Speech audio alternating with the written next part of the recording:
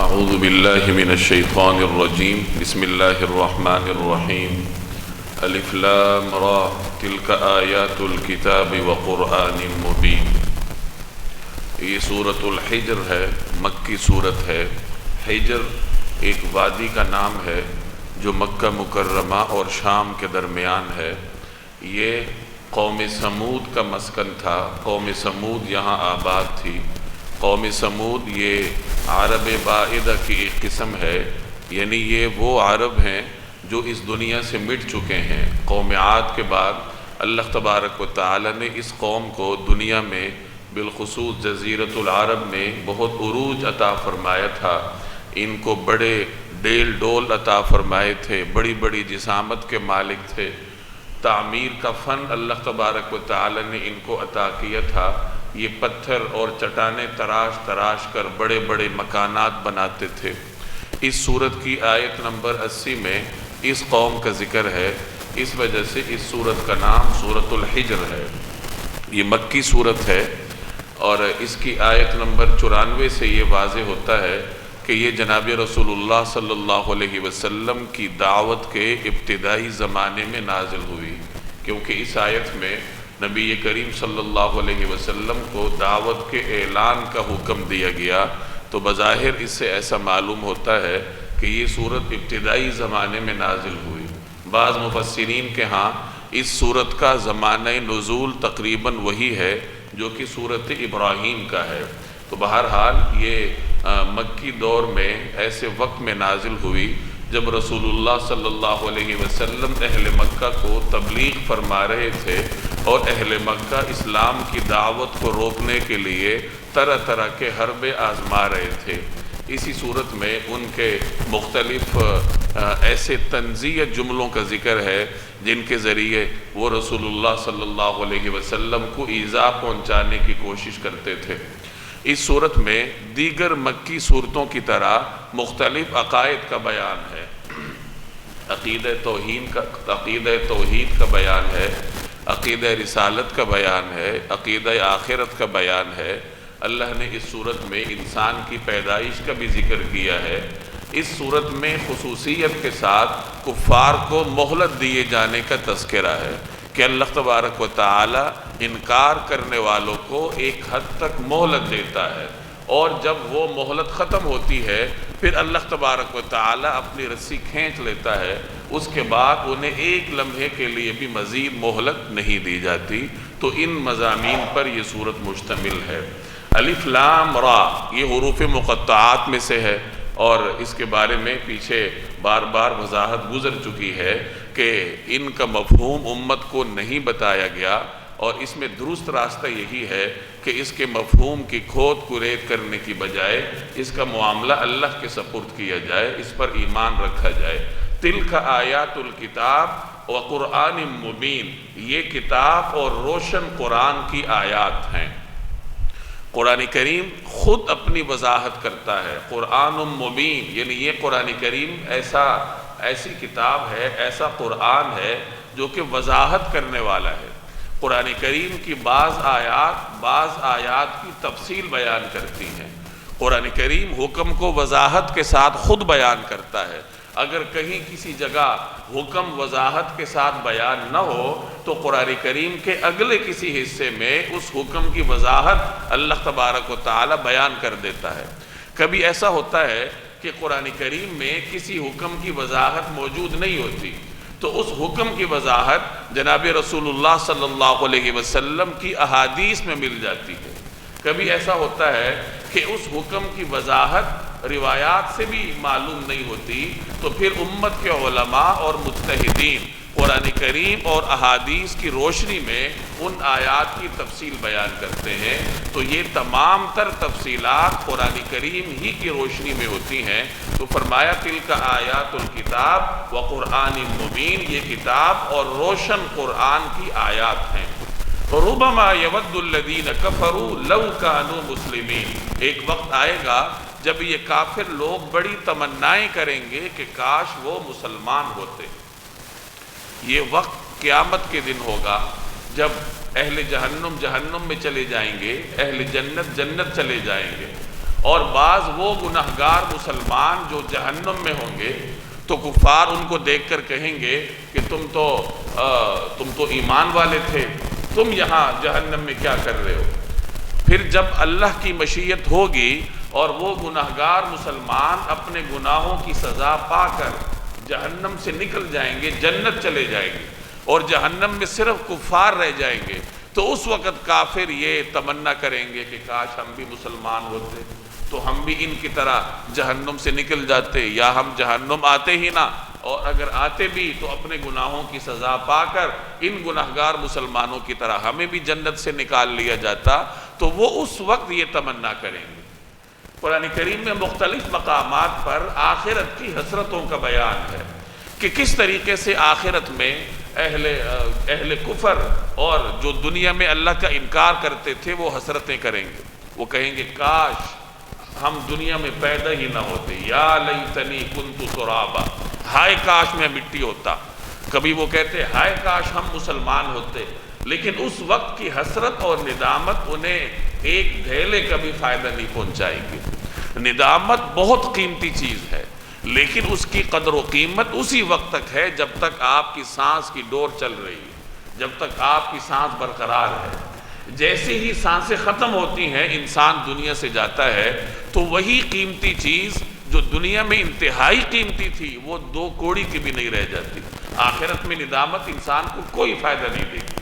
اس دنیا میں رہتے ہوئے ندامت کی یہ قدر و قیمت ہے کہ یہاں ایک آدمی 100 سال تک نافرمانی کرتا رہے، بغاوت کرتا رہے، ایک لمحے کے لیے بیٹھ جائے، ندامت کا اظہار کرے، ندامت کے 2 آنسو اللہ کے دربار میں بہا لے، تو اللہ تبارک و تعالی اس کی مغفرت فرما دیتے۔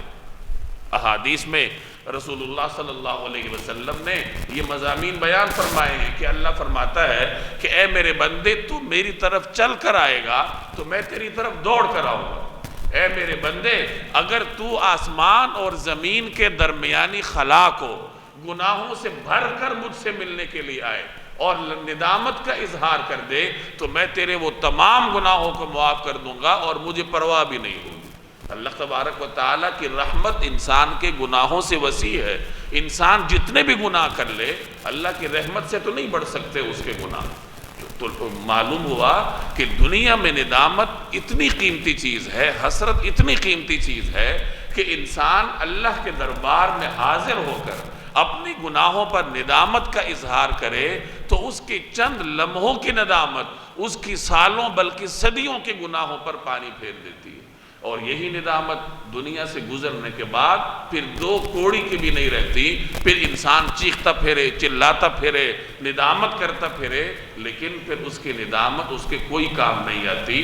تو یہی بات یہاں ارشاد فرمائی کہ ایک ایسا وقت آئے گا یود الذین کفروا، کہ یہ کافر لوگ خواہش کریں گے لو کانوا مسلمین، کہ ہائے کاش وہ مسلمان ہوتے، کاش وہ مسلمان ہوتے، لیکن اس وقت ان کی یہ حسرت، ان کی یہ تمنا انہیں کوئی فائدہ نہیں دے گی۔ ذرہم، انہیں چھوڑ دیجئے اپنی حالت پہ، اے پیغمبر انہیں ان کی حالت پر چھوڑ دیجئے، یأکلوا، کہ یہ خوب کھا لیں، وَيَتَمَتَّعُوا، اور مزے اڑا لیں، وَيُلْهِهِمُ الْأَمَلُ، اور خیالی امیدیں انہیں غفلت میں ڈالے رکھیں، فَسَوْفَ يَعْلَمُونَ، کیونکہ عنقریب انہیں پتہ چل جائے گا۔ دنیا میں انسان امید رکھتا ہے، اس کی امید، اس کی لالچ اس کے اندر یہ احساس بٹھاتی ہے جیسے تم تو ہمیشہ کے لیے یہاں رہو گے، تم سے تو کوئی باس پرس نہیں ہوگی۔ پھر انسان غافل ہوتا ہے اور غفلت کے اندھیروں میں ڈوب کر وہ بس کھاتا پیتا ہے، عیاشی کرتا ہے، اور کھاتا پیتا عیاشی کرتا کرتا اسی طرح دنیا سے چلا جاتا ہے۔ تو یہاں فرمایا کہ ان کافروں کو چھوڑ دیجیے، اپنی حالت پر مست رہیں۔ ہر قسم کی دلیل ان کے پاس آ چکی ہے، کوئی دلیل ان پہ اثر نہیں کر رہی، تو انہیں اپنی حالت میں مست رہنے دیجیے، ایک وقت آئے گا کہ یہ خود ہی سمجھ جائیں گے۔ دنیا میں کھانا پینا کوئی مقصود نہیں ہے، کھانا پینا اس کا بندوبست کر لینا یہ کوئی کمال نہیں ہے۔ کھانا پینا تو حیوان انسان سے زیادہ کر لیتا ہے، انسان حیوان سے زیادہ تو نہیں کھا سکتا، ایک اونٹ وہ کئی انسانوں سے زیادہ کھا لیتا ہے۔ تو کھانا پینا تو حیوانات کو بھی میسر ہوتا ہے، انسان کا کمال یہ ہے کہ وہ اپنے رب کو پہچانے۔ کھانا تو حیوان بھی کھاتا ہے، کمال انسان کا یہ ہے کہ وہ یہ کھانا فراہم کرنے والے حقیقی خالق کو پہچانے کہ میرا خالق کون ہے، کون مجھے یہ نعمتیں دے رہا ہے اور ان نعمتوں کا تقاضا کیا ہے۔ جب انسان اس فکر میں رہتا ہے تو پھر کھانے پینے کی طرف اس کی توجہ کم ہوتی ہے، اور جب کسی کی فکر آخرت سے ہٹ جاتی ہے، دنیا تک محدود رہتی ہے، تو اس کی ساری توجہ بس کھانے پینے کی طرف ہوتی ہے۔ اسی لیے ایک روایت میں ارشاد ہے کہ کافر 7 انتڑیوں میں کھاتا ہے کہ یأکل فی 7 امعاء وَإِنَّ الْمُؤْمِنِ یأکل فی مِعَاءٍ واحد، کہ کافر 7 انتڑیوں میں کھاتا ہے اور مومن 1 انتڑی، یعنی کافر جو ہے وہ مومن سے 7 گنا زیادہ کھاتا ہے۔ اس کا کام ہی کھانا پینا ہے، آخرت پہ اس کی نظر نہیں ہوتی، حساب کتاب پہ اس کی نظر نہیں ہوتی، بس جہاں سے ملے وہ لے گا اور کھاتا رہے گا۔ لیکن مومن فکر مند ہوتا ہے، اس کی نگاہ آخرت پہ ہوتی ہے، وہ زیادہ تر وقت اللہ کو راضی کرنے میں خرچ کرتا ہے۔ اس فکر کی وجہ سے کھانے کی طرف اس کی توجہ کم ہوتی ہے تو وہ کم کھاتا ہے۔ تو یہ تو حیوان کا بھی کام ہے کہ وہ کھاتا رہتا ہے، انسان کا کام تو یہ ہے کہ وہ اللہ کو پہچانے۔ تو فرمایا کہ اگر یہ کافر نہیں مانتے تو انہیں اپنی حالت میں مست رہنے دیجئے، اپنی خیالی امیدوں میں انہیں مگن رہنے دیجئے۔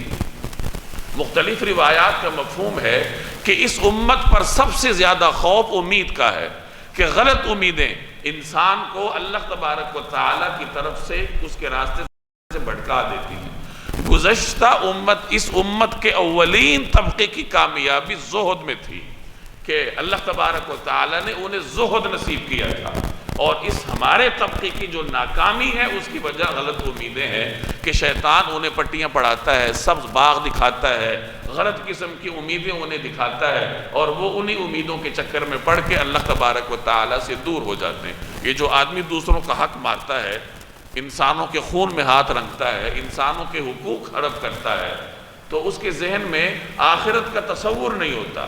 اس کو امید ہوتی ہے کہ پتہ نہیں میں تو کب تک زندہ رہوں گا اور مجھ سے کوئی باس پرس ہوگی یا نہیں ہوگی، تو امید اس کو یہ جرأت دیتی ہے کہ وہ دوسرے کے حقوق کو ہڑپ کر جاتا ہے۔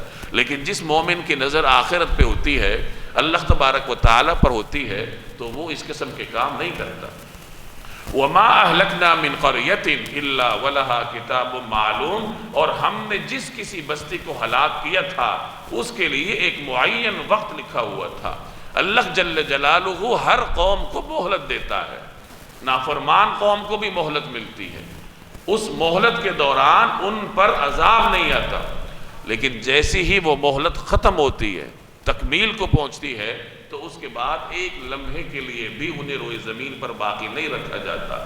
تو فرمایا کہ جس بستی کو بھی ہلاک کیا گیا انہیں پہلے وقت دیا گیا، ڈھیل دی گئی، ان کی طرف پیغمبر آئے، ان کی طرف اللہ کا کلام آیا، جب انہوں نے مہلت سے فائدہ نہیں اٹھایا تو اس کے بعد ان پر پھر اللہ کا عذاب آیا۔ ما تسبق من امت اجلها وما یستأخرون، کوئی قوم اپنے معین وقت سے نہ پہلے ہلاک ہوتی ہے اور نہ اس سے آگے جا سکتی ہے۔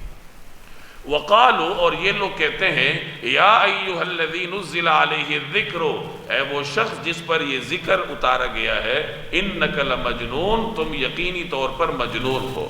اب یہ قریش مکہ کے استہزائی جملہ قرآن کریم نقل کر رہا ہے کہ وہ نبی کریم صلی اللہ علیہ وسلم کو ایذا دینے کے لیے اس قسم کے جملے کہا کرتے تھے۔ الیاذ باللہ، وہ کہتے تھے کہ اے وہ شخص جس پر یہ ذکر نازل ہوا، آپ تو عقل نہیں رکھتے۔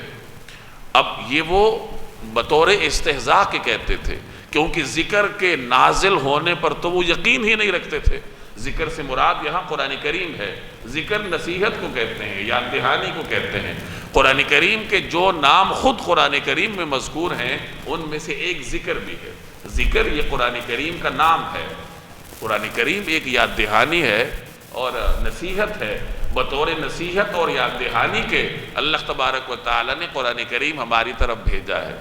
تو قریش مکہ بطور استہزاء کے کہتے تھے کہ اے وہ شخص جو کہ یہ دعویٰ کرتا ہے کہ میرے اوپر یہ قرآن نازل ہوا، تو آپ تو عقل ہی نہیں رکھتے، یہ آپ کا جو جملہ ہے کہ میرے اوپر قرآن نازل ہوا ہے، یہ جو دعویٰ ہے یہ تو عقل سے ہی مطابقت نہیں رکھتا۔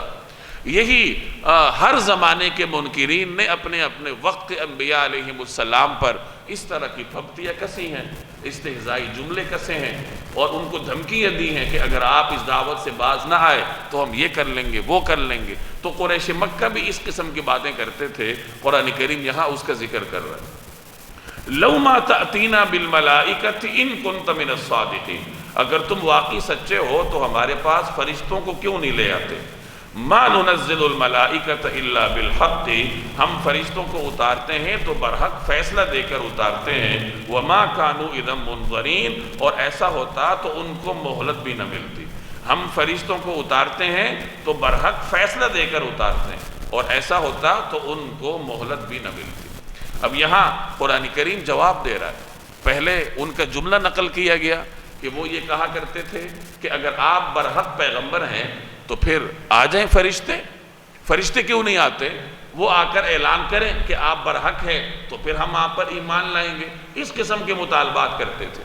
تو اللہ تعالیٰ انہیں جواب دے رہا ہے کہ فرشتوں کو نازل کرنا یہ کوئی تماشا نہیں ہے۔ فرشتے تو اللہ کی مشیت سے، اس کی حکمت کے مطابق نازل ہوتے ہیں، اور فرشتوں کو اللہ ایسے وقت میں نازل کرتا ہے جب اللہ نے کسی قوم کا خاتمہ کرنا ہو، پھر فرشتے باقاعدہ فیصلہ لے کر نازل ہوتے ہیں، اور وہ فیصلہ پھر باطل کے اختتام، اس کی تباہی اور حق کی بقا کا ہوتا ہے۔ اس لیے فرمایا کہ ہم فرشتوں کو جب اتارتے ہیں تو برحق فیصلہ دے کر اتارتے ہیں، اور اگر ایسا ہوتا، یعنی اگر فرشتوں کو ہم نازل کر لیں جس طرح یہ کہہ رہے ہیں، تو پھر تو ان کو مہلت بھی نہ ملتی۔ پھر یہ جو مہلت ملی ہوئی ہے، اسی مہلت کے دوران ہی یہ تباہی سے دوچار ہو جائیں گے۔ اِنَّا نَحْنُ نَزَّلْنَا الذِّكْرَ وَإِنَّا لَهُ لَحَافِظُونَ، حقیقت یہ ہے کہ یہ ذکر ہم ہی نے اتارا ہے اور ہم ہی اس کی حفاظت کرنے والے ہیں۔ اب یہاں اللہ تبارک و تعالی نے قرآن کریم کی عظمت کو بیان کیا ہے، اور پھر قرآن کریم کا وہی نام ذکر ہوا جو اس سے پہلے قرآن کریم میں موجود ہے اسی آیت میں۔ تو فرمایا کہ یہ ذکر ہم ہی نے نازل کیا ہے اور ہم ہی اس کی حفاظت کرنے والے ہیں۔ اللہ تبارک و تعالی نے انسانیت کی ہدایت کے لیے انبیاء علیہم السلام پر وحی کا سلسلہ قائم کیا ہے، اور ہر قوم کے شعور کے مطابق اللہ تبارک و تعالی ان کی طرف وحی نازل فرماتا رہا ہے۔ حضرت آدم علیہ السلام کے زمانے میں اللہ کی جو وحی ان کی طرف نازل ہوتی رہی ہے وہ بہت سیدھا سادے اصولوں پر مشتمل تھی کہ زمین کو آباد کیسے کرنا ہے، زمین میں رہنا کیسے ہے، کیونکہ اس زمانے کے انسان کو ان تعلیمات کی ضرورت تھی۔ تو جیسے جیسے انسان آگے بڑھتا گیا، شعور کے مراحل طے کرتا گیا، انسان کا جو اجتماعی شعور ہے وہ ارتقائی منازل طے کرتا گیا، تو اس کی طرف متوجہ ہونے والی وحی میں بھی ارتقاء آتا رہا، احکامات میں بھی ترقی آتی رہی، یہاں تک کہ جب انسان کا اجتماعی شعور وہاں تک پہنچ گیا جہاں اللہ تبارک و تعالی نے اس کو پہنچانا تھا، تو پھر اللہ تبارک و تعالی نے اس کی طرف اپنا آخری کلام بھیجا۔ اللہ جل جلالہ کی وحی جو انسان کی طرف بھیجی جانی مقصود تھی، مرحلہ وار وہ بھیجی جاتی رہی، اور اب وہ وقت آ چکا تھا کہ جب آخری امت ہے، اس کی جو شعوری سطح ہے وہ اس درجے تک ہے جہاں اللہ تبارک و تعالی نے انسان کو پہنچانا تھا، تو پھر اللہ تبارک و تعالی نے اس امت کی طرف کلام بھی جامع قسم کا نازل فرمایا، اور اس جامع کلام میں گزشتہ تمام کتابوں کا خلاصہ اور نچوڑ آ گیا، اور اس کے بعد اللہ نے اس مکمل کتاب کی حفاظت کی ذمہ داری لی۔ اس کتاب کی حفاظت کا مطلب یہ ہے کہ کائنات کے اول سے لے کر اب تک اللہ نے جتنا کلام نازل کیا ہے تو گویا کہ وہ محفوظ ہو گیا، کیونکہ قرآن کریم گزشتہ تمام کتابوں کی تعلیمات کو جامع ہے، اس کو وہ تمام مضامین قرآن کریم میں کسی نہ کسی طریقے سے آ چکے ہیں، یا ان احکامات کو تبدیل کر کے نئے احکامات آئے ہیں جو اللہ نے دینے تھے، اور ان کا ذکر قرآن کریم میں ہے۔ تو اس لیے اللہ تبارک و تعالی نے اس کلام کی حفاظت کی ذمہ داری لی۔ تورات اور انجیل اللہ نے بنی اسرائیل کی طرف نازل کی، اور ان کی حفاظت کی ذمہ داری انہی کے اوپر ڈالی کہ تم خود اس کی حفاظت کرو۔ اب انسان ناقص ہے، اس نے کیا حفاظت کرنی تھی، چنانچہ انہوں نے اس میں تحریف کر دی، لفظی طور پر بھی تحریف کی، معنوی طور پر بھی تحریف کی۔ ان کے علماء اپنے منمانے احکامات اپنی قوم کو سناتے رہتے تھے، ان سے مفادات بٹورتے تھے، مادی فوائد حاصل کرتے تھے، اور ان کے من چاہے احکامات ان کو سناتے تھے۔ انہوں نے کتاب تبدیل کر دی، لیکن اس کتاب کی حفاظت کی ذمہ داری براہ راست اللہ تبارک و تعالی نے لی ہے۔ یہی وجہ ہے کہ اس میں کسی قسم کی تبدیلی ممکن نہیں ہے، نہ لفظی تبدیلی ہو سکتی ہے، نہ معنوی تبدیلی ہو سکتی۔ قرآن کریم میں نہ لفظی تحریف ہوتی ہے، نہ معنوی تحریف ممکن ہے۔ معنوی تحریف لوگ کرتے ہیں کہ لوگ اس کے غلط مفہوم بیان کرتے ہیں، مختلف لوگ اپنے نظریات کے لیے بطور دلیل کے قرآن کریم کی مختلف آیات کے مفہوم کو بدل کر استعمال کرتے ہیں۔ اب یہ تحریف کی کوشش ہوتی ہے، لیکن اللہ تعالیٰ ان کے مقابلے کے لیے علماء حق کی کسی جماعت کو کھڑا کر دیتا ہے، اور وہ ان کی تعریف، ان کی تحریف کے دلائل کے ساتھ اس کا باطل ہونا لوگوں پر ثابت کر دیتے ہیں، اور لوگوں کے لیے قرآن کریم کا حقیقی مفہوم واضح ہو جاتا ہے۔ تو اس طریقے سے اللہ تبارک و تعالیٰ اس کتاب کی حفاظت کرتا ہے۔ اللہ نے قرآن کی بھی حفاظت کی ہے، اور چونکہ قرآن کریم نے معنوی طور پر بھی محفوظ رہنا ہے، اور قرآن کریم کے معانی اور مفاہیم کا بہت سارا بیان رسول اللہ صلی اللہ علیہ وسلم کی احادیث میں بھی ہے۔ یہی وجہ ہے کہ اللہ نے احادیث کی بھی حفاظت کا ایسا انتظام کیا ہے کہ دنیا میں جتنے بھی لوگ حدیث پہ اعتراض کر لیں، حدیث کے مقابلے میں مختلف نظریات کھڑیں، احادیث پہ اعتراضات کریں، تو اللہ تعالیٰ علماء کی جماعت کو کھڑا کر دیتا ہے، اور وہ رسول اللہ صلی اللہ علیہ وسلم کی احادیث کے دفاع کا فریضہ انجام دیتے ہیں۔ آج تک کتنی ایسی تحریکیں چلی ہیں جنہوں نے احادیث کے انکار کی کوشش کی ہے، اور ایسے تعبیرات استعمال کی ہیں جو خاص کر نوجوانوں کو بہت بھلی معلوم ہوتی ہیں۔ لیکن اللہ جزائے خیر دے اس امت کے علماء کے طبقے کو کہ وہ اس قسم کی غلط تحریکوں کا مقابلہ کرتے ہیں، اور امت کے سامنے جو دین کا صحیح پہلو ہے وہ واضح کرنے کی کوشش کرتے ہیں۔ اس طریقے سے اللہ تبارک و تعالی قرآن کریم کی بھی حفاظت کرتا ہے، اس کے مفاہیم کی بھی حفاظت کرتا ہے، اور جناب رسول اللہ صلی اللہ علیہ وسلم کی احادیث کی حفاظت کا بھی ایک تکوینی نظام اللہ تبارک و تعالی نے پیدا کر رکھا ہے۔ مامون الرشید کے زمانے میں اس کے دربار میں علمی مجالس لگا کرتی تھی۔ یہ قدیم زمانے میں مسلمان بادشاہوں کا طرز عمل ہوتا تھا کہ ان کے دربار میں مختلف فنون کے ماہرین ہوتے تھے، تو وہاں علوم اسلامیہ کے ماہرین علماء بھی موجود ہوتے تھے، اور بادشاہ خود صاحب علم ہوتا تھا، علم دوست ہوتا تھا۔ تو اس قسم کے مجالس ہوتی تھی جس میں علماء کے درمیان مباحثے ہوتے تھے۔ ایسی ہی ایک بحث جاری تھی علماء کے درمیان کسی علمی مسئلے میں۔ اتنے میں باہر سے ایک بڑا وجیح شخص آیا، اور وہ آ کر دربار میں بیٹھا، اس علمی مجلس میں حصہ لینے لگا، بڑھ چڑھ کر وہ بولتا رہا، اپنا نقطہ نظر بیان کرتا رہا۔ جب مجلس اختتام کو پہنچی تو بادشاہ نے اس سے پوچھا کہ تم کون ہو؟ اس نے کہا میں تو یہودی ہوں اور یہودیوں کا عالم ہوں، اہل کتاب میں سے ہوں۔ تو بادشاہ نے کہا اگر تم مسلمان ہوتے تو ہم تمہیں بہت انعام اکرام سے نوازتے۔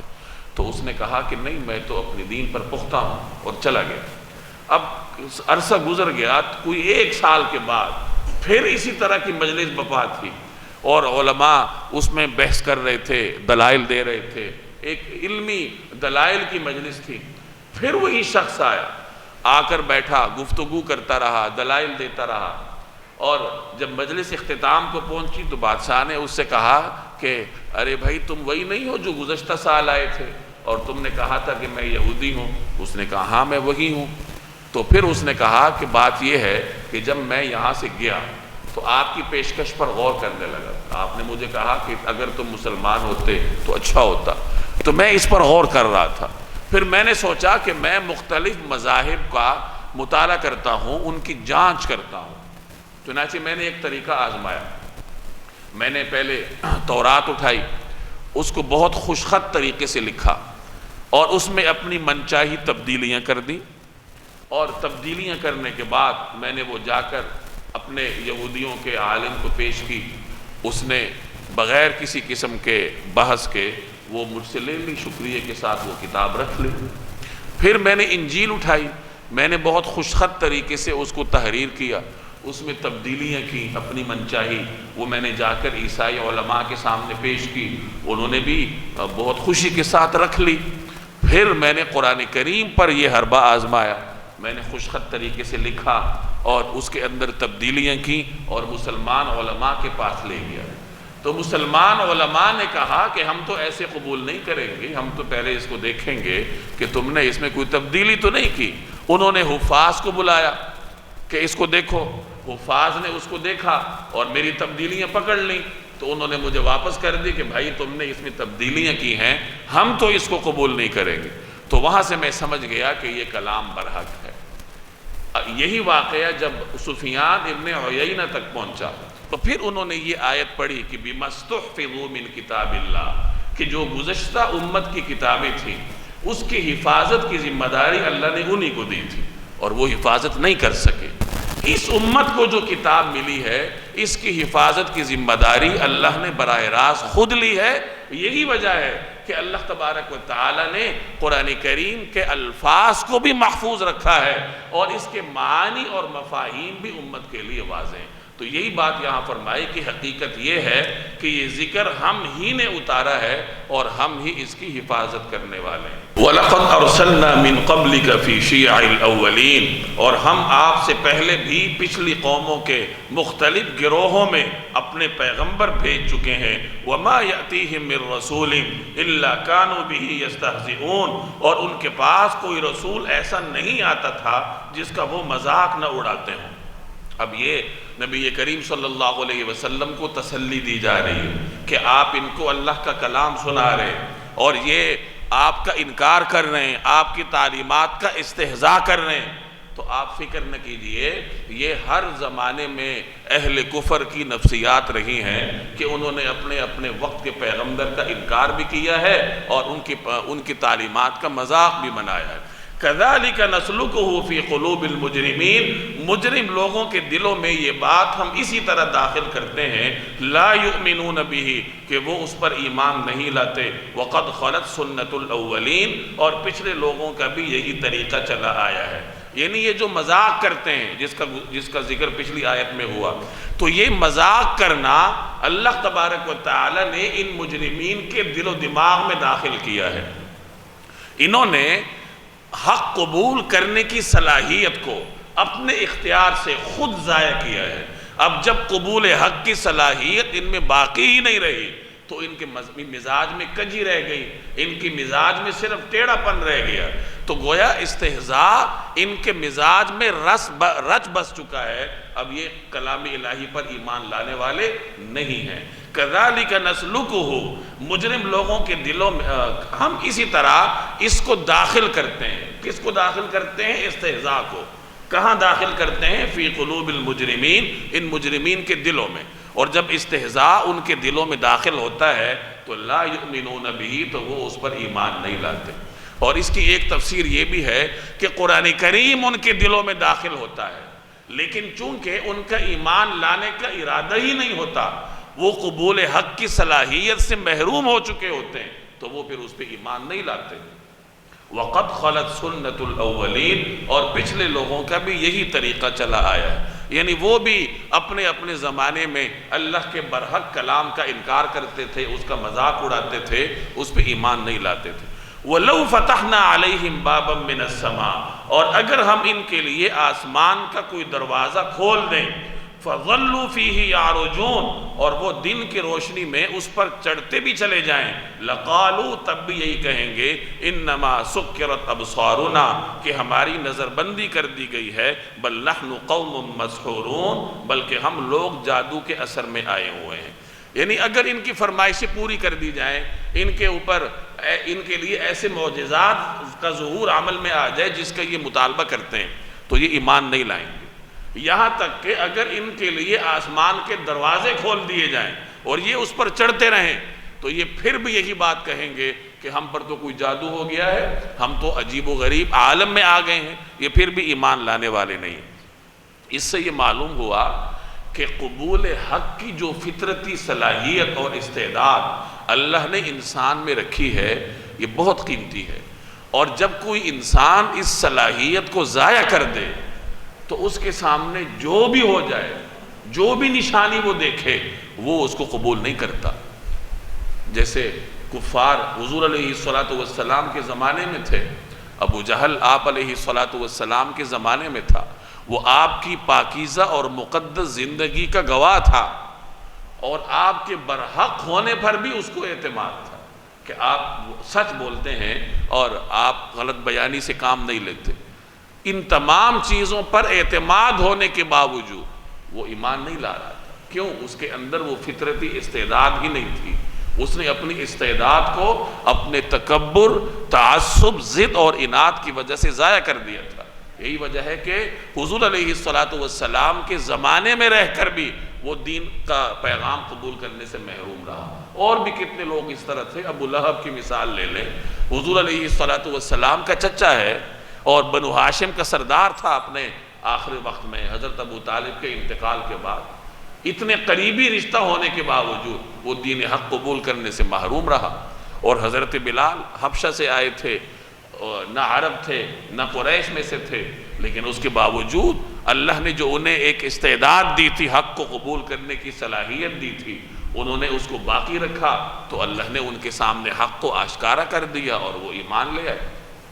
تو جس آدمی کی یہ صلاحیت ختم ہو جائے تو اس کو آسمان پر بھی چڑھا دیا جائے، وہ پھر بھی انکار کرے گا، اور جو اپنی اس صلاحیت کو باقی رکھے تو وہ 1400 سال بعد بھی آ کر اللہ تبارک و تعالیٰ کے فضل سے صاحب ایمان ہوتا ہے۔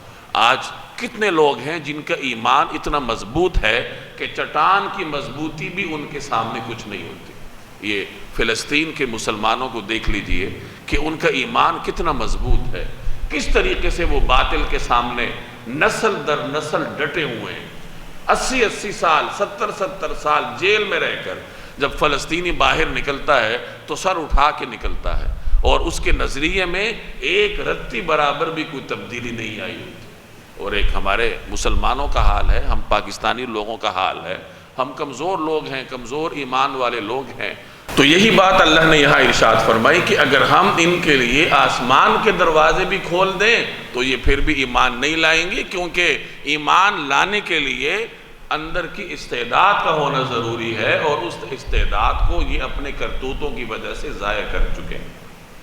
وَلَقَدْ جَعَلْنَا فِي السَّمَاءِ بُرُوجًا، اور ہم نے آسمان میں بہت سے برج بنائے ہیں، وَزَيَّنَّاهَا لِلنَّاظِرِينَ، اور اس کو دیکھنے والوں کے لیے سجاوٹ عطا کی ہے۔ برج کی جمع ہے۔ عام طور پر یونانیوں سے، یونانی اہل فلکیات سے یہ نظریہ لیا گیا ہے کہ اوپر 12 برج ہیں، یعنی 12 منازل ہیں، اور سورج اور چاند ہر مہینے ایک نئے برج میں ہوتے ہیں، ایک نئی منزل میں ہوتے ہیں، اور ان برجوں کے نام بھی آپ نے سن رکھے ہوں گے کہ 12 برج ہیں اور یہ ان کے نام ہیں۔ اور یہ ان کا نظریہ تھا کہ جب سورج کسی بھی برج میں ہو تو اس برج میں ہونے کی وجہ سے اس کی الگ تاثیر ہوتی ہے، لوگوں پر بھی اس کی تاثیر ہوتی ہے، ماحول پر بھی اس کا اثر ہوتا ہے، موسم پر بھی ان کا اثر ہوتا ہے۔ تو یہ قدیم یونانیوں کا نظریہ تھا۔ یہاں بروج سے مراد مفسرین نے عام ستارے لیے ہیں کہ اللہ تبارک و تعالیٰ نے آسمان پر ستاروں کو سجایا ہے، اور آسمان سے قرآن کریم میں مختلف معانی مراد لیے گئے ہیں۔ آسمان سے اوپر والی فضا بھی مراد ہوتی ہے، اور آسمان سے وہ 7 آسمان بھی مراد ہوتے ہیں جو کہ اللہ تبارک و تعالیٰ نے طبق در طبق پیدا فرمائے ہیں، جن کا ذکر قرآن کریم میں موجود ہے۔ تو یہاں سما سے مراد اوپر کا ماحول ہے کہ اللہ تبارک و تعالیٰ نے اوپر کی جو فضا ہے وہ انسان کے لیے سجا رکھی ہے، اس میں مختلف قسم کے ستارے ہیں، اور رات کو اگر آپ کسی ایسے علاقے میں جائیں جہاں آلودگی نہ ہو تو ان ستاروں کو دیکھ کر انسان حیران رہ جاتا ہے کہ اللہ تبارک و تعالیٰ نے اس کائنات کو کس طریقے سے مزین کیا ہے انسان کے لیے۔ گویا یہ کائنات اللہ نے ایک خاص حکمت کے تحت پیدا کی ہے، اور اس کو انسان کے لیے خوشنما بنانے کا بھی اہتمام فرمایا ہے کہ انسان کے لیے اس میں خوشنمائی کا عنصر باقی رہے۔ وَحَفِظْنَاهَا مِن كُلِّ شَيْطَانٍ رَجِيمٍ، اور اس سے ہر مردود شیطان سے محفوظ رکھا ہے۔ الا من استرق السمع، البتہ جو کوئی چوری سے کچھ سننے کی کوشش کرے، فاتبعہ شہاب مبین، تو ایک روشن شعلہ اس کا پیچھا کرتا ہے۔ گزشتہ زمانوں میں شیاطین اوپر تک ان کو رسائی دی گئی تھی، وہ اوپر جاتے تھے اور فرشتوں کے زبانی کوئی نہ کوئی حکم، اس کا کوئی نہ کوئی حصہ سن لیتے تھے اور وہ لا کر پھر کاہنوں تک پہنچاتے تھے، اور کاہن اس میں مرچ مسالہ لگا کر لوگوں کے سامنے بیان کرتے تھے اور اپنے علمیت کا ایک زعم لوگوں پر قائم رکھنے کی کوشش کرتے تھے۔ لیکن جناب رسول اللہ صلی اللہ علیہ وسلم کی تشریف آوری کے بعد اللہ تبارک و تعالی نے شیاطین کو اوپر کی رسائی ختم فرما دی، ان کا داخلہ ممنوع فرما دی۔ ایک روایت کا مفہوم ہے کہ جب اللہ جل جلالہ فرشتوں کو کوئی حکم جاری فرماتے ہیں تو اس حکم ربانی کے جاری ہونے کے دوران فرشتے اطاعت کی وجہ سے اپنے پر مارتے ہیں، اور جب وہ حکم ختم ہوتا ہے تو فرشتے ایک دوسرے سے اس حکم کا تذکرہ کرتے ہیں۔ اس تذکرے کے دوران شیاطین آگے پیچھے کچھ نہ کچھ سن لیا کرتے تھے اور پھر زمین پر لا کر کاہنوں کو بتاتے تھے۔ جب جناب رسول اللہ صلی اللہ علیہ وسلم کی تشریف آوری ہوئی تو اللہ تبارک و تعالی نے ان شیاطین کی رسائی ممنوع قرار دے دی، اور اب وہاں ایسے پہرے بٹھا دیے گئے کہ شیاطین اب اوپر تک جا نہیں سکتے تھے۔ اب جب شیاطین نے یہ دیکھا کہ ہمارا تو اوپر داخلہ بند ہو گیا ہے تو وہ حیران ہوئے کہ یہ کائنات میں ایسی کیا تبدیلی آ گئی ہے جس کی وجہ سے ہمارے اوپر یہ پابندی لگ گئی ہے۔ چنانچہ ان کی مختلف جماعتیں نکل کھڑی ہوئی کہ ذرا دیکھتے ہیں کہ دنیا میں ایسی کیا تبدیلی رونما ہوئی۔ سورہ جن میں اس کا تذکرہ ہے، جب جنات کی ایک جماعت جو کہ کائنات میں تبدیلی کا جائزہ لینے کے لیے نکلی تھی وہ وہاں سے گزری، اور اس وادی میں رسول اللہ صلی اللہ علیہ وسلم تشریف فرما تھے، آپ نماز میں قرآن کریم کی تلاوت فرما رہے تھے۔ اس جنات کی جماعت نے وہ قرآن کریم کی آیت کی تلاوت سنی اور سمجھ گئے کہ یہی وہ کلام ہے، یہی وہ شخصیت ہے، یہی وہ تبدیلی ہے جس کی وجہ سے ہمارا اوپر جانا ممنوع قرار دے دیا گیا ہے۔ چنانچہ انہوں نے واپس جا کر پھر جنات کی جماعت کو یہ خبر دی۔ تو خلاصہ یہ نکلا کہ گزشتہ امتوں میں، قدیم زمانوں میں شیاطین کو اوپر تک رسائی دی گئی تھی اور وہ احکامات چراتے تھے اور نیچے لا کر کاہنوں تک پہنچاتے تھے، اور کاہن پھر مرچ مسالہ لگا کر لوگوں کے سامنے اس کو بیان کرتے تھے کہ آگے ایسا ہونے والا ہے، اور چونکہ وہ اللہ کا حکم ہوتا تھا کہ ایسا ہوگا تو ویسے ہو جاتا تھا، اور اس طریقے سے لوگ کاہنوں کے علمیت کے روب میں آ جاتے تھے کہ یہ تو واقعتاً درست کہہ رہے۔ تو کاہنوں کا دورہ تھا، اور پھر بعد میں نبی کریم صلی اللہ علیہ وسلم کی تشریف آوری کے بعد اللہ نے شیاطین کی آمد پر پابندی لگا دی اور ایک حفاظتی بندوبست قائم فرما دی، وہ اس طریقے سے کہ اگر کوئی شیطان اوپر جانے کی کوشش کرے تو ایک شہاب ثاقب اس کے اوپر پھینک دیا جاتا تھا، جس کی وجہ سے وہ ڈر کے مارے واپس آتا تھا۔ شہاب جلتے ہوئے شعلے کو کہا جاتا ہے، اور ثاقب کہتے ہیں گھسنے والے کو، دھنسنے والے کو۔ شہاب ثاقب سے مراد دھنسنے والا ایک روشن شعلہ۔ اوپر خلا میں ایسے کروڑوں بلکہ اربوں شہابیے یعنی خلائی پتھر ہر وقت موجود رہتے ہیں اور اوپر مدار میں گردش کرتے رہتے ہیں۔ بعض اوقات وہ زمین کی طرف کا رخ بھی کرتے ہیں، چنانچہ بعض محققین نے لکھا ہے کہ 10 کھرب کے قریب شہابیے روزانہ زمین کی طرف کا رخ کرتے ہیں، لیکن اللہ نے نظام اس طریقے سے قائم کیا ہے کہ وہ زمین تک پہنچ نہیں پاتے، بلکہ اوپر زمین کی فضا میں داخل ہوتی ہی فضا کے ساتھ رگڑ کھا کر وہ جل کر بھسم ہو جاتے ہیں اور ختم ہو جاتے ہیں، اور نیچے زمین پر رہنے والوں کو اوپر شعلے نظر آتے رہتے ہیں۔ بسا اوقات زمین پر ان کی بارش بھی ہو جاتی ہے۔ چنانچہ 100-150 سال پہلے 19ویں صدی کے اخیر میں، غالباً 1883 میں، امریکہ کے کسی شہر میں نصف شب میں 2 لاکھ کے قریب شہابیے وہاں پر برسے تھے، تو بعض اوقات ان کی بارش بھی ہو جاتی ہے۔ تو بہرحال یہ شہاب ثاقب موجود ہیں، خلا میں موجود ہیں، جہاں ان کی اور بہت ساری حکمتیں ہوں گی، وہاں اللہ تبارک و تعالی نے ایک حکمت ان میں یہ بھی رکھی ہے کہ یہ شیاطین کو اوپر جانے سے روکتے ہیں۔ اب یہاں صرف اللہ نے اسی کا ذکر فرمایا ہے جس کا تعلق شریعت سے ہے کہ شیاطین کو اوپر جانے سے اس شہاب ثاقب کے ذریعے روکا جاتا ہے۔ باقی یہ شہاب ثاقب کیا ہے، ان کی حقیقت کیا ہے، ان کے دیگر فوائد کیا ہیں، وہ چونکہ قرآن کریم کا موضوع نہیں ہے اس لیے قرآن کریم نے اس کو بیان بھی نہیں کیا۔ وَحَفِظْنَاهَا مِن كُلِّ شَيْطَانٍ رَجِيمٍ، اور ہم نے اسے ہر مردود شیطان سے محفوظ رکھا ہے۔ کس کو؟ آسمان کو، کہ شیاطین وہاں تک نہیں جا سکتے۔ إِلَّا مَنِ اسْتَرَقَ السَّمْعَ، البتہ جو کوئی چوری سے کچھ سننے کی کوشش کرے، یعنی کوئی اگر اوپر جائے اور حکم سننے کی کوشش کرے تو جو حفاظتی بندوبست ہے، نظام ہے، وہ اس کے خلاف حرکت میں آ جاتا ہے۔ فَأَتْبَعَهُ شِهَابٌ مُبِينٌ، تو ایک روشن شعلہ اس کا پیچھا کرتا ہے۔ وَالْأَرْضَ مَدَدْنَاهَا، اور زمین کو ہم نے پھیلا دیا ہے۔ وَأَلْقَيْنَا فِيهَا رَوَاسِي، اور اس کو جمانے کے لیے اس میں پہاڑ رکھ دیے ہیں۔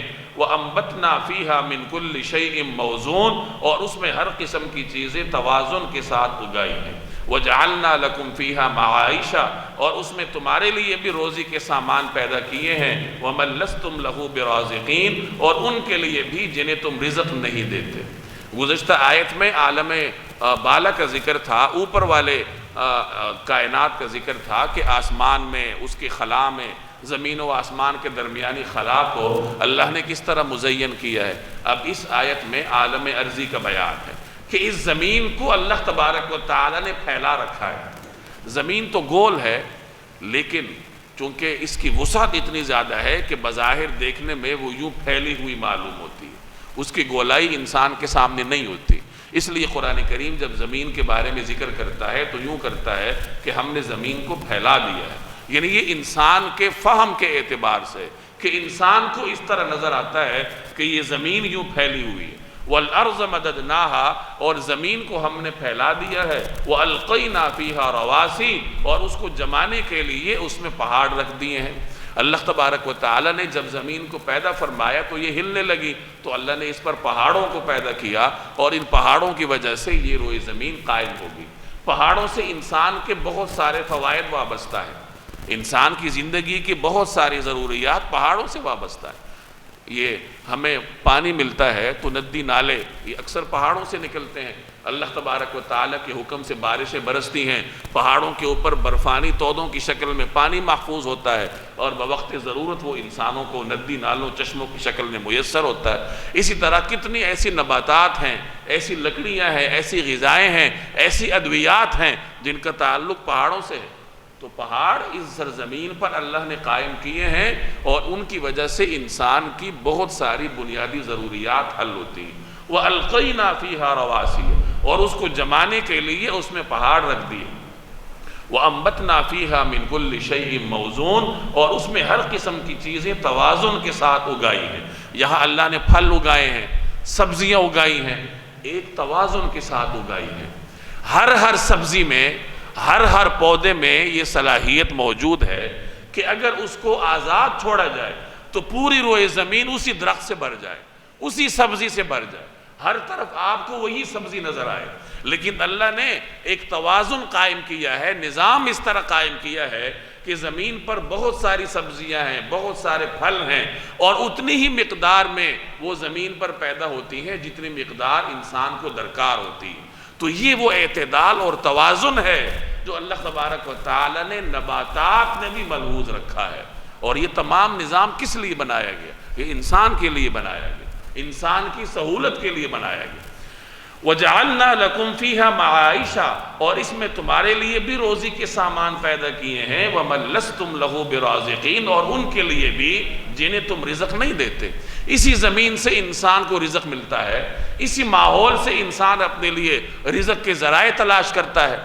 اور یہاں ایسی مخلوقات بھی ہیں جنہیں انسان خوراک نہیں پہنچاتا۔ کچھ مخلوقات تو ایسی ہیں کہ ظاہری اسباب کے درجے میں انسان ان تک رزق پہنچاتا ہے، جیسے آپ کے پالتو جانور ہیں۔ اب رزق تو اللہ دیتا ہے، لیکن سبب کے درجے میں آپ اس کے سامنے غذا رکھتے ہیں، آپ اس کے لیے خوراک مہیا کرتے ہیں۔ لیکن کتنے ایسے حیوانات ہیں کہ جن تک خوراک پہنچانے کے لیے انسان بھی سبب نہیں بنتا۔ جنگلی جانور ہیں، وحشی جانور ہیں، یہ شکاری ہیں، یہ شکاری جانور درندے ہیں، انسان تو ان تک غذا نہیں پہنچاتا، تو ان تک غذا پہنچانے والی ذات کون ہے؟ تو فرمایا اللہ نے کہ ہم ان تک غذا پہنچاتے ہیں، ہم انہیں کھانا پہنچاتے ہیں، تم تو ان کو غذا نہیں دیتے۔ وَإِن مِّن شَيْءٍ إِلَّا عِندَنَا خَزَائِنُ، اور کوئی چیز ایسی نہیں ہے جس کے ہمارے پاس خزانے موجود نہ ہوں۔ وَمَا نُنَزِّلُهُ إِلَّا بِقَدْرٍ مَعْلُوم، مگر ہم اس کو ایک معین مقدار میں اتارتے ہیں۔ دنیا میں جتنی بھی چیزیں ہیں انسان کی ضرورت کی ہوں یا نہ ہوں، اللہ کے خزانوں میں اس کا بے شمار ذخیرہ موجود ہے، لیکن ہوتا یہ ہے کہ اللہ تبارک و تعالی روئے زمین پر ایک توازن کے ساتھ اس کو نازل کرتا ہے تاکہ انسان کی ضروریات پوری ہوں۔ اگر روئے زمین میں یہ توازن کا نظام نہ ہوتا تو کسی بھی چیز کی بہتات انسان کے لیے بسا اوقات آزمائش کا سبب بن جاتی۔ ایک ایسی چیز جو آپ کی ضرورت کی ہو، اگر وہ اس قدر بڑھ جائے کہ ہر طرف آپ کو وہی نظر آنے لگے تو انسان کے لیے وہ آزمائش کا سبب بن جاتی۔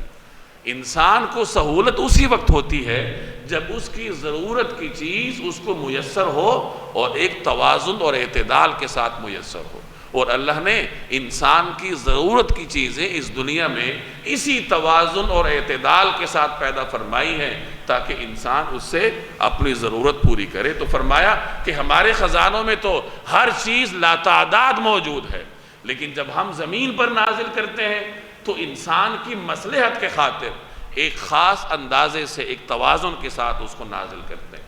وَأَرْسَلْنَا الرِّيَاحَ لَوَاقِحَ، اور وہ ہوائیں جو بادلوں کو پانی سے بھر دیتی ہیں ہم نے بھیجی ہیں۔ فَأَنزَلْنَا مِنَ السَّمَاءِ مَاءً، پھر آسمان سے پانی ہم نے اتارا ہے۔ فَأَسْقَيْنَاكُمُوهُ، پھر اس سے تمہیں سیراب ہم نے کیا ہے۔ وَمَا أَنْتُمْ لَهُ بِخَازِنِينَ، اور تمہارے بس میں یہ نہیں ہے کہ تم اس کو ذخیرہ کر کے رکھ سکو۔ اللہ نے جب اس کائنات کو پیدا کیا تو اس کرۂ ارضی میں انسان کی ضرورت کا تمام تر پانی رکھ دیا گیا ہے۔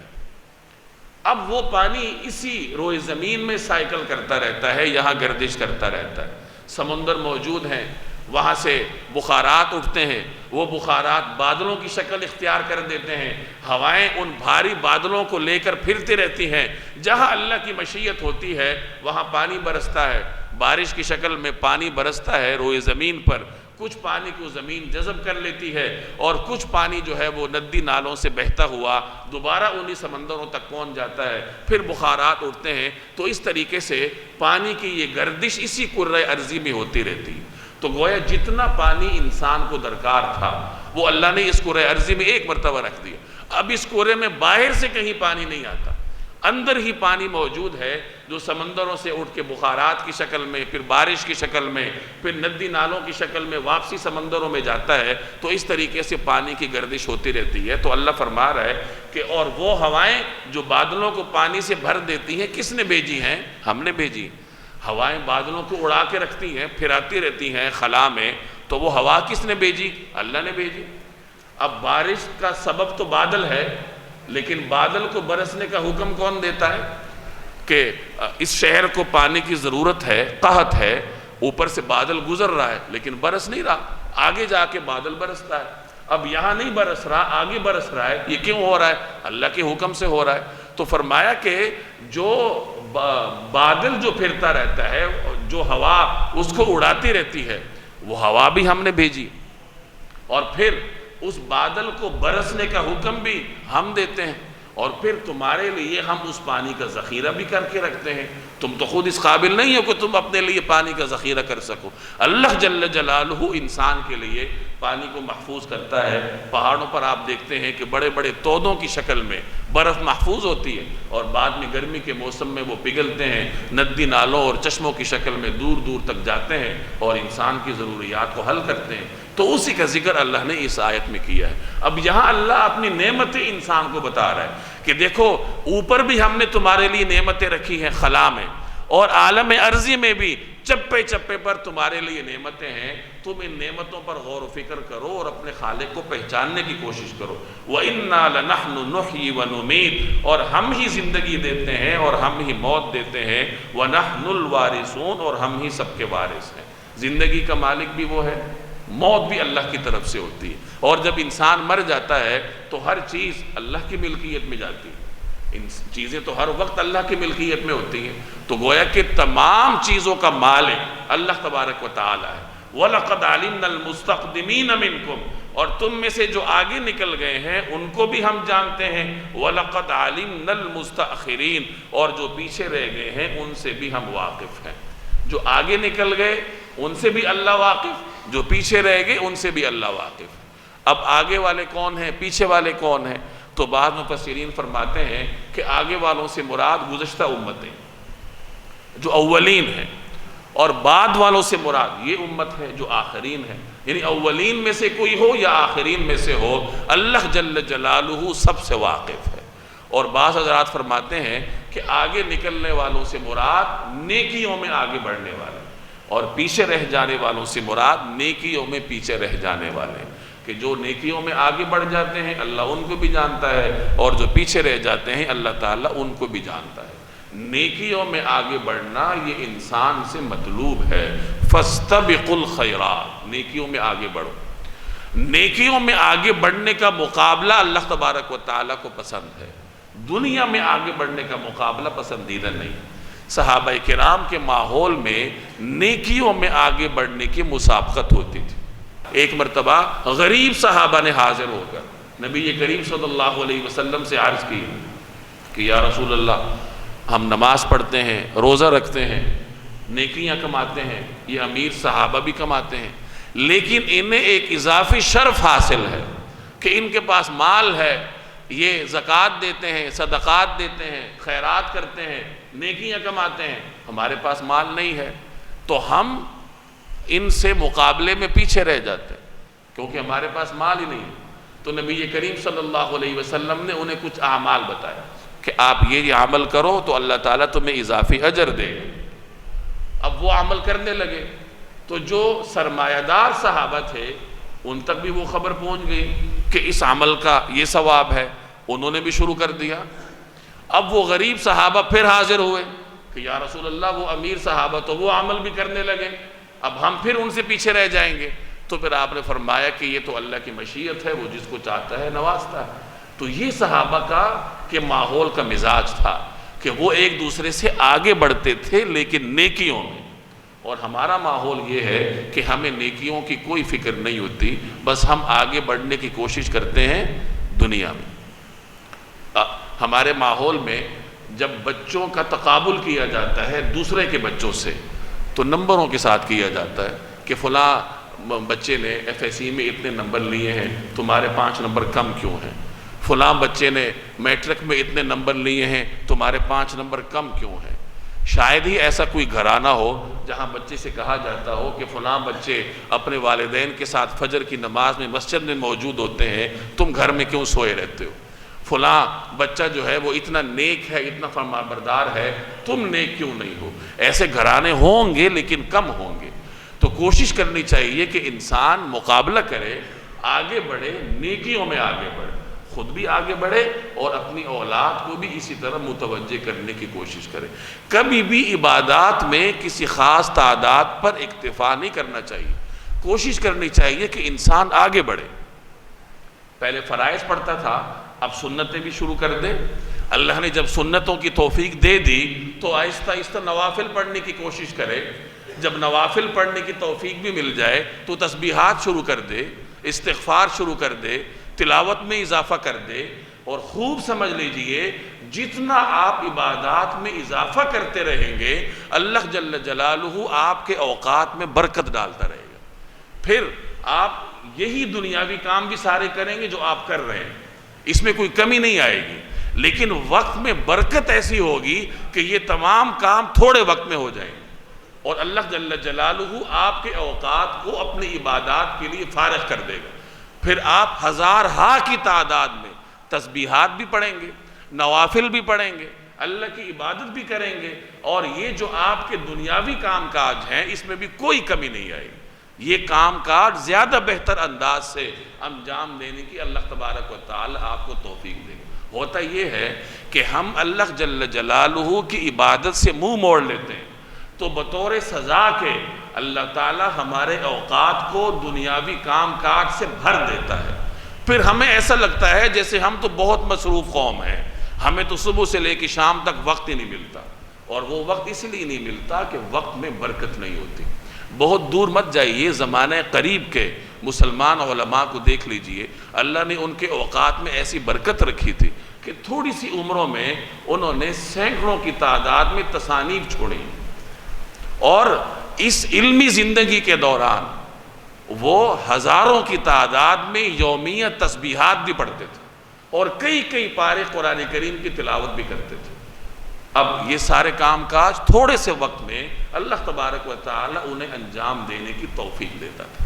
اس لیے میں عرض کر رہا ہوں کہ ہمیں یہ کوشش کرنی چاہیے کہ عبادات پر اکتفا نہ کریں بلکہ عبادات میں آگے بڑھنے کی کوشش کریں.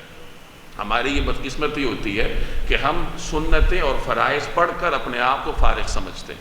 کچھ نوافل ایسے ہیں جو کہ رسول اللہ صلی اللہ علیہ وسلم سے ہمیشگی کے ساتھ ثابت ہیں، جیسے اشراق کے نوافل ہیں، چاشت کے نوافل ہیں، مغرب کے بعد پڑھے جانے والے نوافل ہیں. تو ہمیں اولین فرصت میں کوشش کرنی چاہیے کہ اپنے آپ کو ان نوافل کا عادی بنائیں. اگر کسی آدمی نے 2 رکعت اشراق کے نوافل پڑھے تو حدیث میں آتا ہے کہ اسے مکمل حج اور عمرے کا ثواب ملتا ہے. ایک آدمی فجر کی نماز پڑھے، فجر کی نماز پڑھنے کے بعد اپنی جگہ پر بیٹھا رہے جب تک سورج نہ طلوع ہو، اور سورج طلوع ہونے کے بعد 2 رکعت اشراق کے نوافل پڑھ لے تو اسے حج اور عمرہ مکمل کا ثواب ملتا ہے. لیکن اگر کوئی آدمی وہاں نہ بیٹھ سکے، گھر چلے جائے تو چلو بعد میں پڑھ لے. آپ اگر فجر کی نماز کے بعد سوتے ہیں تو ٹھیک ہے، سو جائیے. لیکن جب آپ اٹھتے ہیں دفتر جانے کے لیے، کام پر نکلنے کے لیے، 8 بجے ہوں گے، 9 بجے ہوں گے، 10 بجے ہوں گے، تو ظاہر ہے کہ دفتر جانے کے لیے انسان تیار ہوتا ہے، نہاتا ہے، تو نہانے کے ساتھ وضو بھی ہو جاتا ہے. تو پھر دفتر کے لیے نکلنے سے پہلے آپ 2 رکعت نفل پڑھ لیں صلاۃ الضحیٰ کی نیت سے. اشراق بھی پڑھ سکتے ہیں، چاشت بھی پڑھ سکتے ہیں. اشراق اور چاشت کا وقت ایک ہی وقت شروع ہوتا ہے. طلوع آفتاب کے بعد جب 10-15 منٹ گزرتے ہیں تو پھر اشراق کا بھی وقت شروع ہوتا ہے، چاشت کا بھی وقت شروع ہوتا ہے. اور ان دونوں نوافل کا وقت ختم ہوتا ہے زوال پر. یعنی جب زوال کا وقت ہوتا ہے 11:30 پونے 12 کیلنڈر میں بندہ دیکھ لیتا ہے، تو یہ پورا دورانیہ اشراق اور چاشت کا ہے. اب اس میں اگر شروع میں یعنی طلوع آفتاب کے فوراً بعد اگر کوئی آدمی پڑھ لیتا ہے تو وہ اشراق کا افضل وقت ہے. اور جب سورج تھوڑا سا اوپر آ جائے، 8-9 بجے کا وقت ہو، اور پھر وہ 4 رکعت پڑھ لے تو وہ چاشت کے نوافل ہو جائیں. لیکن اگر کوئی آدمی ان اوقات کی حفاظت نہ کر سکے تو کم از کم درجے میں یہ ہے کہ جس وقت آپ اٹھیں دفتر جانے کے لیے تو اس وقت آپ 2 رکعت صلاۃ الضحیٰ کی نیت سے پڑھ لیں. صلاۃ الضحیٰ کا اطلاق اشراق پر بھی ہوتا ہے، چاشت پر بھی ہوتا ہے. تو 2 رکعت پڑھ لیجیے. اگر ہو سکے تو 2 اشراق کے پڑھ لیں، 4 چاشت کے پڑھ لیں. یہ نہ ہو سکے تو کم از کم 2 ہی پڑھ لیجیے تو ثواب تو ملے گا. حدیث میں آتا ہے کہ جب انسان صبح اٹھتا ہے تو اس کے جسم کے ہر جوڑ پر صدقہ ہوتا ہے. اور اگر کوئی آدمی ضحیٰ کے 2 نوافل پڑھ لے تو وہ اس کے ہر جوڑ کی طرف سے صدقے کے لیے کافی ہوتا ہے. تو ان نوافل کا اہتمام کرنا چاہیے.